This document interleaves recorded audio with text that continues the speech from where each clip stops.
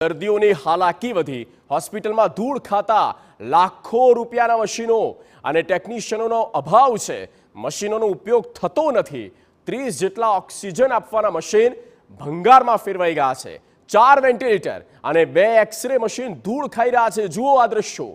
જિલ્લાની એકમાત્ર જનરલ હોસ્પિટલમાં તબીબોનો અભાવ છે.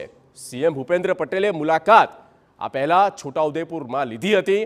વિકાસના પ્રગતિના કામો થઈ રહ્યા છે, પણ દુર્ભાગ્યપૂર્ણ બાબત એ છે કે નીચે જે વહીવટી તંત્ર હોવું જોઈએ, જે પ્રમાણે કામગીરી થવી જોઈએ, જ્યાં જેની જરૂરિયાત છે તે પ્રમાણે ભરતી થવી જોઈએ, થતી નથી અને તેના કારણે આ દુર્દશા ઊભી થાય છે.